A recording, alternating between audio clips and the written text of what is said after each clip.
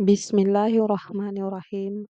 Assalamualaikum warahmatullahi wabarakatuh. Pada pertemuan kali ini, kita bertemu lagi dengan mata pelajaran Pendidikan Agama Islam bersama dengan tutor Ibu Erni. Sebelum masuk pada materi pembelajaran, sebaiknya kita berdoa terlebih dahulu. Bismillahirrahmanirrahim. Robbi zidni ilma warzuqni fahma waj'alni minas sholihin, yang artinya, ya Allah, tambahkanlah aku ilmu dan berilah aku rizki akan kepahaman dan jadikanlah aku termasuk golongan orang-orang yang soleh. Adapun materi pembelajaran pada pertemuan kali ini yaitu meyakini hari akhir dengan mawas diri. Sebelum masuk pada tujuan pembelajaran, akan dibacakan pantun terlebih dahulu. Nunggu sholat duduk di serambi, tunaikan sholat serasa nikmat. Umat Islam cinta pada Nabi, meyakini datangnya kiamat. Menyeberang jalan hendaknya hati-hati, agar sampai tujuan dengan selamat. Hari kiamat tak perlu ditakuti. Perbanyak amal dan jauhi maksiat. Adapun tujuan pembelajaran, 1. Mendeskripsikan pengertian iman kepada hari akhir dengan benar. 2. Meyakini akan datangnya hari akhir. Materi pembelajaran, yaitu pengertian iman kepada hari akhir. Iman kepada hari akhir berarti meyakini dengan mempercayai dengan sepenuh hati bahwa kehidupan di dunia ini akan berakhir dan setelah itu akan ada kehidupan yang abadi di akhirat.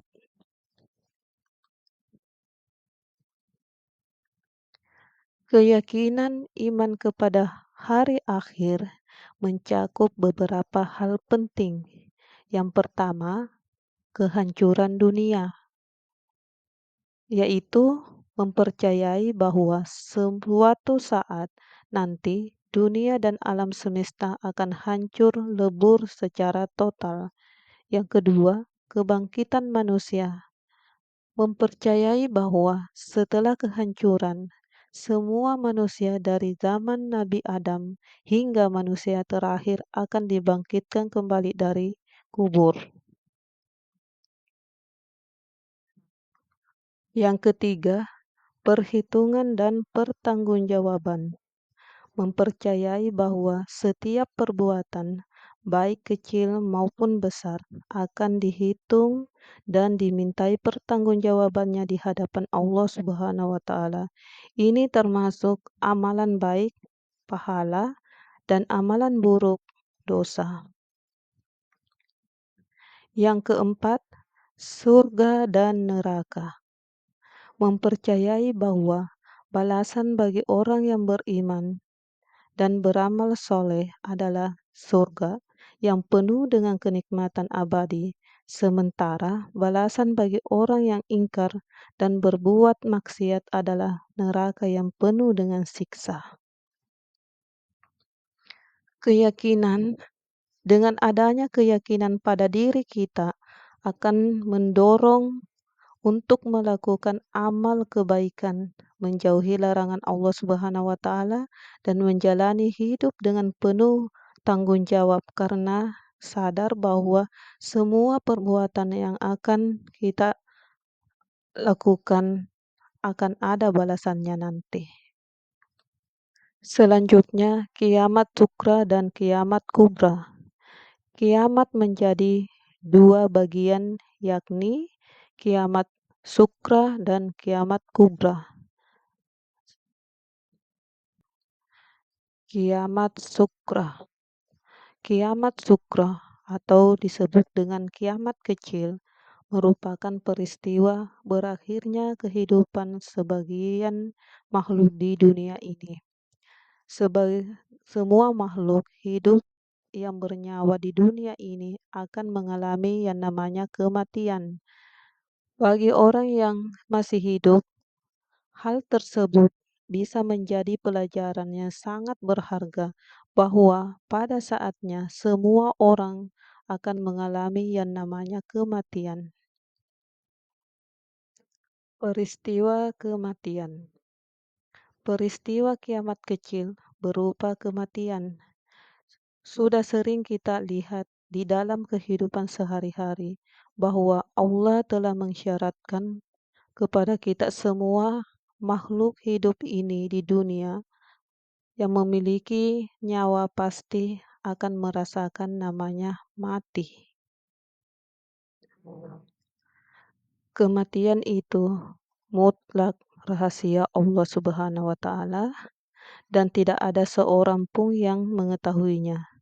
Seseorang bisa meninggal di usia muda, remaja, dewasa, atau pada usia lanjut.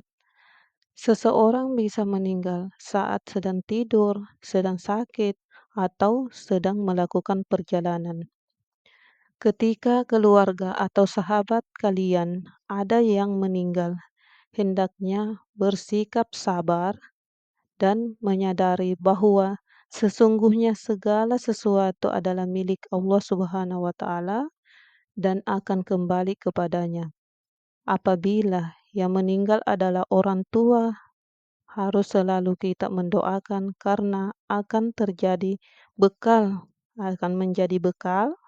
bagi mereka di alam kubur. Sebagaimana hadis dari Abu Hurairah, Rasulullah Shallallahu Alaihi Wasallam bersabda yang artinya, apabila seseorang meninggal, maka seluruh amalannya akan terputus kecuali 3 hal. Yang pertama, sedekah jariyah, ilmu yang bermanfaat, dan anak yang soleh yang mendoakannya. Selanjutnya, bencana alam. Bencana alam adalah peristiwa atau serangkaian peristiwa yang disebabkan oleh alam dan mengakibatkan dampak buruk pada kehidupan manusia. Bencana alam yang begitu dahsyat seperti banjir, letusan gunung Merapi, gempa bumi, tanah longsor, kekeringan, gelombang panas, badai tropis, wabah, penyakit, kebakaran, badai salju, dan tsunami.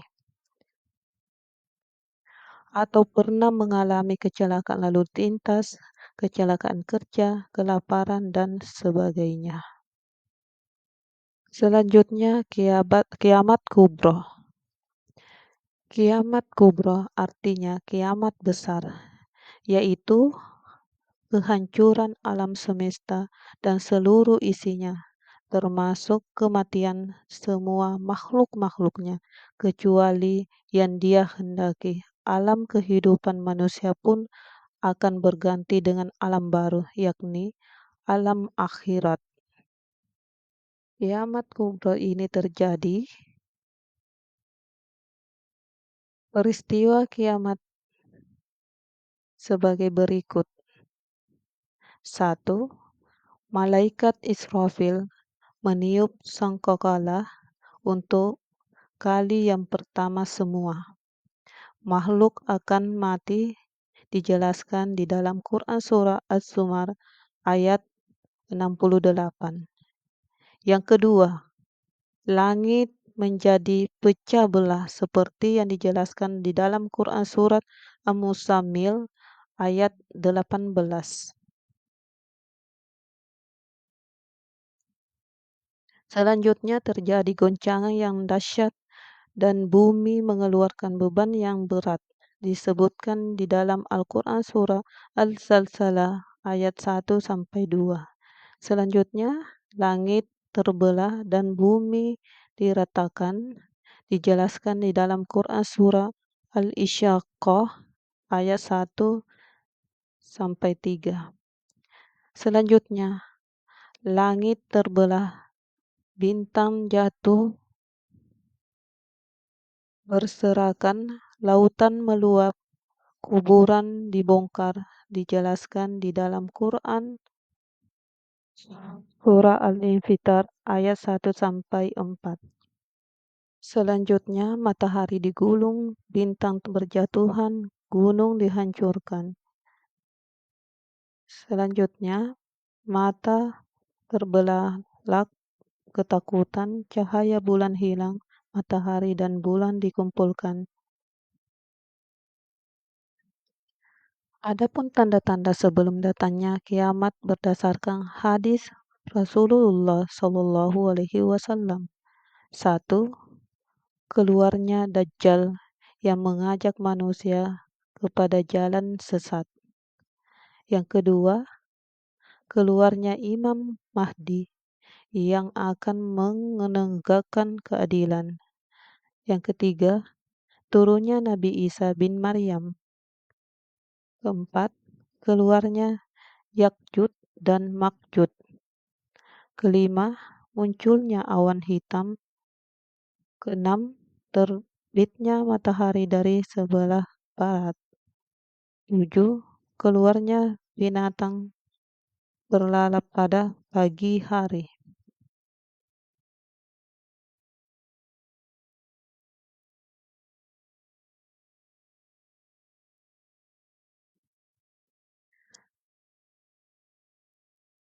Jadi kesimpulan pada materi pada pertemuan kali ini, 1. Iman kepada hari akhir mengandung art bahwa hari akhir itu pasti terjadi atas kehendak Allah Subhanahu wa taala. Yang kedua, kehidupan manusia terbagi dua, yakni kehidupan yang sementara di dunia dan kehidupan abadi di akhirat. Sedangkan kematian adalah titik berpindahnya antara keduanya. Yang ketiga, kiamat sukroh atau disebut dengan kiamat kecil merupakan peristiwa berakhirnya kehidupan sebagai makhluk di dunia ini seperti kematian, kecelakaan, dan bencana.